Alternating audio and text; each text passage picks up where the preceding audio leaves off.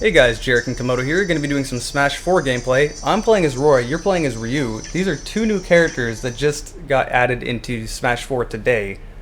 I didn't expect them to be released so early. I don't think anyone really did. I know I didn't. They got leaked a few days ago. Well, they kind of technically got leaked like months ago. They found audio files for both these characters like a few months ago. But they accidentally updated the Japanese version a few days ago, and data miners got a hold of it. So these characters were officially spoiled, and I feel like a lot of Nintendo's announcements have been ruined before they could even bring up hype for them. So I kind of feel bad for the Smash team. But hey, it's still a surprise, and still, you know, if you're hyped about this kind of a game, two new characters, well actually three, because Lucas was released today as well. We keep forgetting about him. Well, they announced him a while ago, so I wasn't really surprised. I didn't know he was coming out. I didn't really care. Yeah, Lucas isn't really a character I've cared about. Same thing with Ness, but I know a lot of people were, excited that he was back since they left him out after Brawl.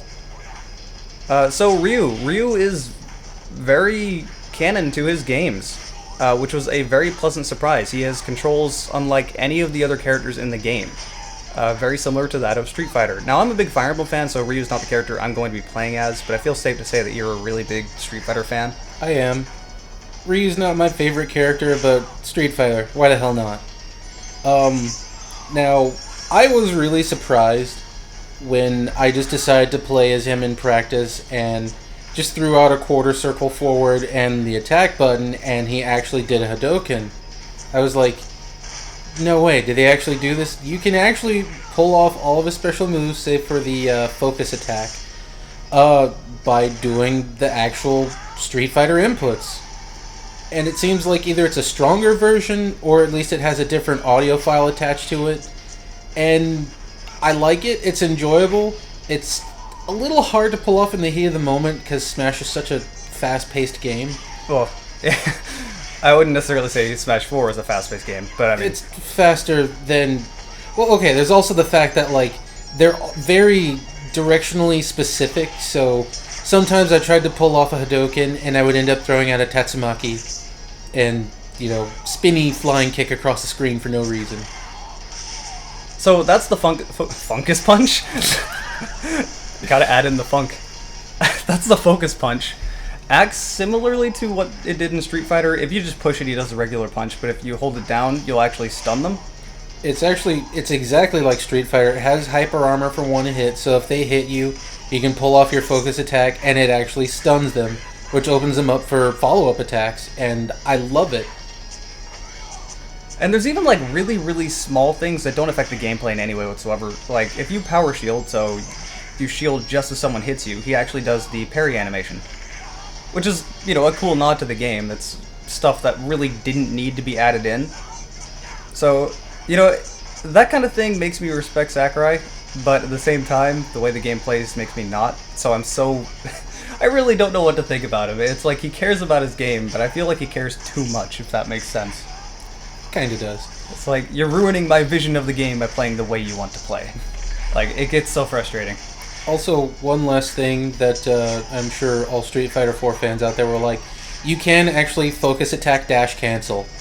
So, for those of you that don't know, once you hit them with a focus attack and it stuns them, you can dash forward, and that makes doing follow-up attacks a whole lot easier. There's no chance for them to recover before you can hit them. And if you get hit by the strong focus punch and you're stunned, that entire time, you're obviously open to anything. If you want to throw out a forward smash, you're pretty much dead at higher percents. So, yeah, it can be useful if you can land it. There's obviously a wind-up to it. I feel like that's kind of how Ryu plays, a risk-for-reward character, especially since a lot of his hitboxes are so small. He also has a legitimate spike. Most of the other down airs in this game send people directly downward. This one, his down air will send people outward at an angle, like a melee spike. Other than that, the properties seem to be the same, but you're hitting them farther away from the stage, so I feel like for some other characters you can gimp them. So, I don't believe you got a chance to even try it or do it. It's a very small hitbox. It's tiny. Like, I did actually try to use it, but I didn't hit you at all. That sword just gets in the way. And this is the Street Fighter stage. This is the Omega version. I don't really like the regular version because it has a walk-off on the right side, which is disappointing because I actually would like it. And if it didn't have that walk-off, I feel like it could actually be a good competitive stage. But unfortunately, it has a walk-off, so that's Aside, ruined. aside from the giant gaps on the left and right, which makes sense, it's almost true to the Street Fighter 2 stage for Ryu, and I liked it. Yeah, lots and lots of detail added in. This is definitely, I mean, if you're into Smash 4, this is DLC you're going to want to spend money on. It's definitely worth it if you like the game. Now, as far as Roy goes, oh, there's also another stage. That was USDing. At first I thought you tried to air dodge towards the stage, because I play a lot of Project M. I want directional air dodging back so badly, but I will do that a lot. I'll try to air dodge onto the stage instead of wasting an up B, and whoops, just air dodged in place. Yeah, it was an accident. But yes, they added another stage. They added the 64 Kirby stage, which I'm happy about, because that was a good competitive stage in every single Smash game. It's never really my favorite stage. I'm a Marth main, and it is not favorable if you play Marth. But I'm happy it's there, because we could always use more stages for competitive stuff. Or at least the people that play Smash 4 competitively can. I kind of dropped it in that for a long time ago. Now, this is just me, and I may be a little bit biased, but fuck that tree. Yeah, I honestly would be happier if that tree wasn't there. But I mean, it's been there ever since 64, so I don't complain about it. You know what to do to it. So, you just know how to deal with it. It occasionally does some wonky stuff that almost gets you killed. Let's talk about Roy, though. So, Roy, without even talking about his moveset, is different. He's no longer a kid, which is strange. So, in his own game, which is Fire Emblem 6, Sword of Seals, Fire Emblem 7, the first Fire Emblem game we ever got in America, was a sequel to Fire Emblem 6, where Eliwood is Roy's father. So, that caused a lot of confusion when it first came out. People thought Eliwood was Roy, but he is not. He's his father. But yes, in his own game, he was only 15 years old. And he looked young, too. It wasn't just like Japanese... Oh, you cannot counter that. It wasn't just like, you know, Japanese 15-year-old looks like a 20-year-old man. No, he was legitimately a kid. And he looked like that in Melee, too. In this game, he looks like he's, I don't know, maybe 22 years old. He looks older. He still looks like that badass, manly swordsman that, like, people enjoyed in Melee. And I feel like they added a little bit of his Awakening design in there. It's still, for the most part, not Awakening, but it does have some odd armor adds. So it's different and it's strange. But as far as moveset goes, I really, really feel like Roy is better than Marth in this game. He has really, really good follow-ups. Like, if I grab you and down throw you, it does not send you that far. I have a lot of really good options as far as follow-ups go. I could up tilt, I could up air, or I can up B, and I believe up B is guaranteed. I don't know how many characters it's guaranteed on, but it can kill too. At higher percent, it's probably not going to be a guaranteed follow-up, but the up B will actually kill people, which is so strange, because it's never done that in any Smash game ever before. And it does have really high knockback, like, that only did 2%. Wow, I didn't notice that. So it has some really strange properties to it. And it's not like Marth's up B where the first hit kills them. It's the last hit, so it'll do a long combination of racking up damage and then they're dead. At higher percents, obviously. You have to sweet spot it, otherwise it doesn't work, otherwise it'd be overpowered. Other changes, unfortunately, his sword dance is good, his side Bs, but they're not melee side Bs, so his third up side B doesn't spike, and his third down side B doesn't spike like Marth's would. But it is a fast move, and it's good out of running. Like, you can run past them and do it behind you. You'll see me using the move a lot. It's very good for ground options. His aerial moves are... That was a failed attempt. Missed the edge. His aerial moves, I feel like, are better than Marth. Just like Marth, his forward air, back air, and down air have a lot of landing lag, which kind of sucks. But his up air and neutral air has, like, no landing lag at all, which is interesting, and you can really chain people with them. I don't think I ever did it properly, but you definitely can. His back air is surprisingly a good kill move if you get people up close to it. It works like it did in Melee, where closer to the hilt of the sword does more damage.